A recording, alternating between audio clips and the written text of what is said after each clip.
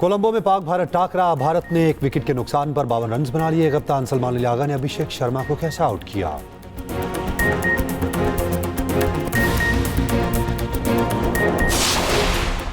भारत ने world cup को भी सियासत की भेंट चढ़ा दिया। कप्तानों ने हाथ नहीं मिलाया।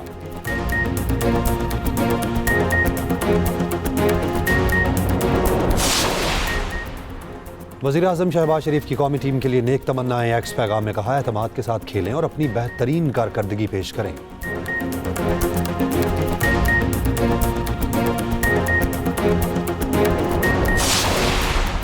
अडयाला जेल में बानी पीटीआई की आंखों का चेकअप मुकम्मल। कोई पीटीआई रहनुमा जेल नहीं पहुंचा।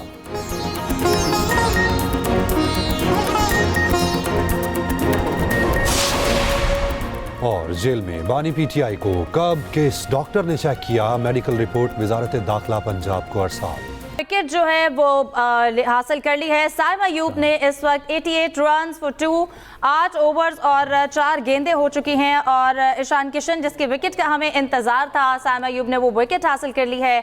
और जैसा कि हम जाहिद साहब डिस्कस भी कर रहे थे कि क्यों अब तक साइम से दोबारा ओवर्स नहीं करवाए जा रहे। फिर फ़हीम के हवाले से हम बात कर रहे थे क्योंकि वो लेग स्पिनर है और वो उसके अटैक भी करते हैं। और अगेन साइम के साथ ये ओवर करवाना हमारे लिए बहुत अच्छा रहा। जाहिद साहब क्या कहेंगे? ये दूसरी विकेट गिरी है, किसी हद तक प्रेशर जो है वो आपको लगता है कि टूटेगा?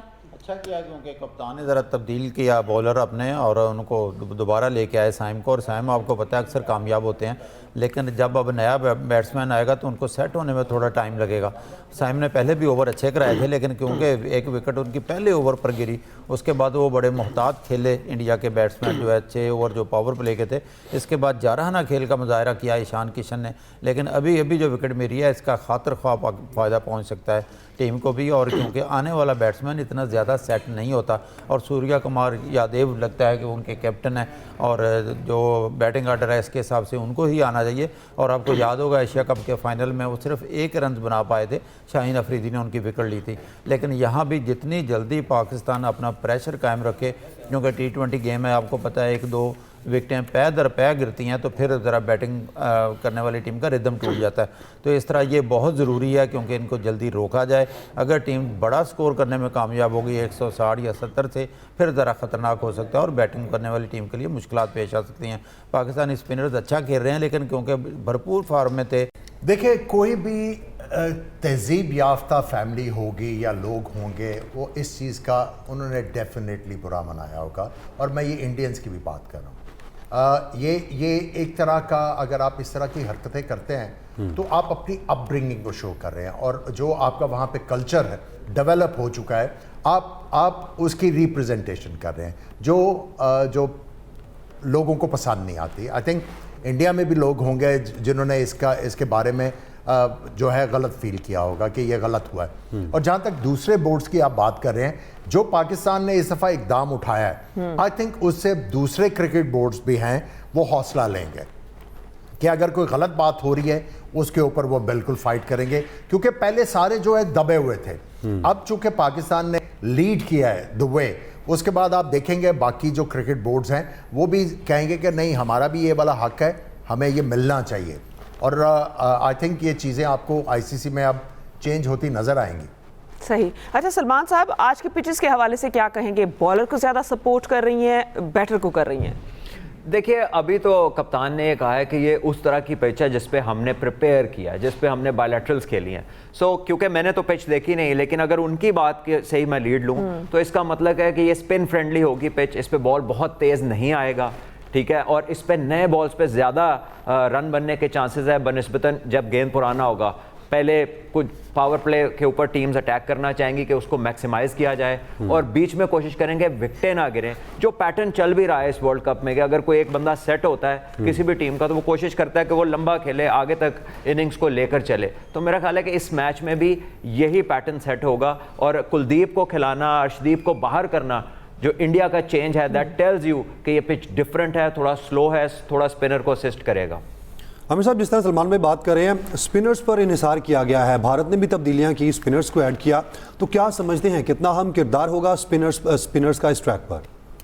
देखिए, स्पिनर्स का ऐसी विकेटों के ऊपर तो आपको किरदार जो है वो ऑलरेडी पता होता है। इस पिच के ऊपर जो चैलेंज होगा वो बैटर्स के लिए होगा कि स्पिनर्स को डील किस तरह करना है, कौन से मेथड के साथ आपने बाहर जाना है, कौन से माइंडसेट के साथ आपने बाहर आना है और पिच के ऊपर आपने उनका मुकाबला करना है। देखिए, जो हमने इस वर्ल्ड कप में चीज़ देखी, जो पैटर्न है वो ये है कि 100 रन तो बड़ी जल्दी हो रहे हैं और उसके बाद जो 10वें ओवर के बाद एकदम से स्लंप आता है बैटिंग में, आपने उसका ख्याल रखना है।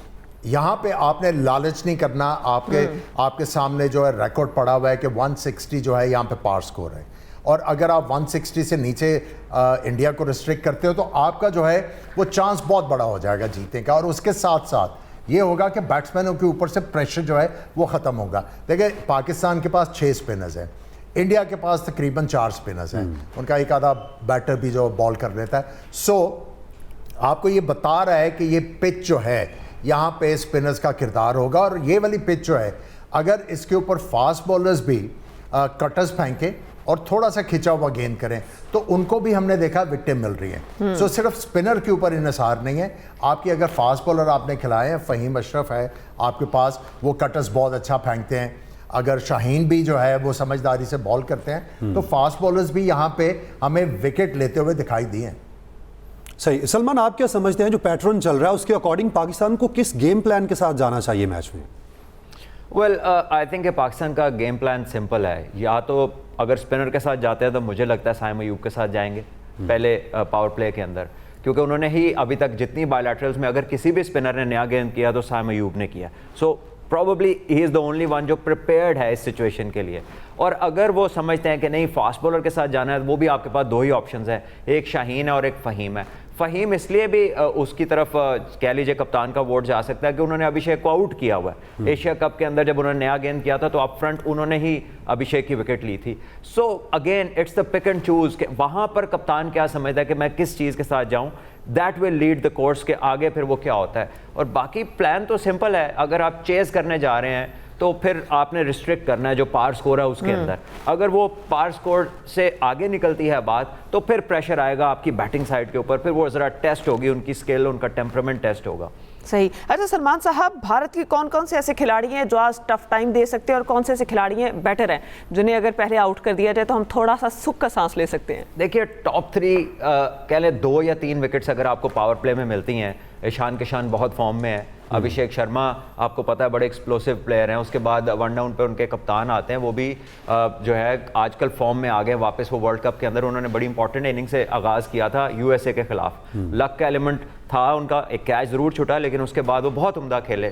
सो देखिए, किसी भी प्लेयर को यू कैन नॉट अलाउ कि वो आके 10 से 15 ओवर बैटिंग कर ले। अगर वो ऐसा करते हैं तो फिर एक अच्छा टोटल करने में वो कामयाब हो जाएंगे।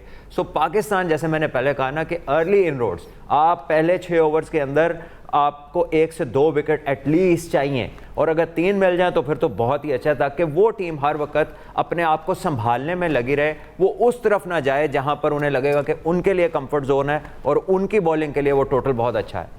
सही। आमिर साहब, आप किस तरह से देखते हैं, जिस तरह सलमान भाई बात कर रहे थे पिक एंड चूज के हवाले से, बड़ा मैच है, साहब की जंग है, पिक एंड चूज होनी किस तरह से चाहिए, किन खिलाड़ियों के साथ अटैक करना चाहिए, और जिस तरह भारतीय बैटिंग लाइन है, क्या समझते हैं टारगेट कहां तक सेट करने में कामयाब रहेंगे इन हालात में? देखिए, पिक एंड चूज तो सबसे पहले यही करना है कि आपने नया बॉल किसको कराना है। जब आप ये डिसाइड कर लोगे कि ये वाली सरफेस जो है इन 2 बॉलर्स के साथ हमने जाना है इस सरफेस के मुताबिक, और उसके बाद आप इम्प्रोवाइज़ करते रहते हो, जो आप एक्सपेक्ट कर रहे हो, जो आपने पिच रीड की हुई है, अगर उसके मुताबिक वो बिहेव नहीं करती, then as a captain you have to improvise. और जो सबसे बड़ा चैलेंज होगा कप्तानों के लिए कि बॉलर्स को यूज़ किस तरह करना है, क्योंकि एक तरफ जो है बाउंड्री 79 मीटर्स की है, एक तरफ 68 मीटर्स की है। तो ये चैलेंज होगा कप्तान के लिए कि कौन सा बॉलर किस एंड से बॉल करेगा और बॉलर जो है वो बड़े दिल के साथ बॉल कर पाएगा। सही। अच्छा सलमान साहब, आज के मैच में हमेशा हीरो बनने का मौका मिलता है, तो आप क्या समझते हैं आज कौन कौन हीरो बन सकता है परफॉर्मेंस को देखकर? देखिए, कोई भी बन सकता है, जो मैच जिताने में अपना किरदार अदा करेगा वो इसमें मैच का भी हीरो बनेगा। और देखिए, ये इंडिया पाकिस्तान एक ऐसा कह लें कि एक कॉन्टेस्ट है जिसकी अगर अच्छी आउटकम हो तो फिर वो रहते करियर तक याद रखते हैं लोग। यानी मैं आज भी कहीं जाता हूं तो मुझे कैलकाटा का ही रेफरेंस दिया जाता है विद इंडिया, हालांकि मेरी 5 सेंचुरियां। तो जो आपकी बड़ी परफॉर्मेंस है, विनिंग परफॉर्मेंस है अगेंस्ट इंडिया, वो हमेशा आपके लिए एक स्पेशल मेमोरी बन जाती है। तो सलमान भाई, इमोशंस किस तरह से होते हैं? माजी में आपने सेंचुरीज भी की हैं भारत के खिलाफ, वो मोमेंट्स क्या होते हैं? देखिए यादगार होते हैं, यू एंजॉय दैट। आप सडनली हर बंदा जो है वो आप थोड़ा वीआईपी फील करना शुरू कर देते हैं। हर बंदा जो है वो आपको पहले से ज़्यादा कंसिडरेबली आपके लिए जो है ना कह लें कि हर चीज़ ओपन हो जाती है। फॉर अ फैक्ट कि कहीं भी आप चले जाएं तो आपको एक स्पेशल ट्रीटमेंट मिलता है जस्ट बिकॉज कि आपने इंडिया के खिलाफ अच्छा परफॉर्म किया। अच्छा सलमान साहब, यहाँ मेरा ना एक सवाल है, मतलब प्रेशर में अक्सर हमारी टीम आ जाती है, तो आप क्या समझते हैं कि इस प्रेशर को कैसे कम किया जा सकता है? कुछ टिप्स?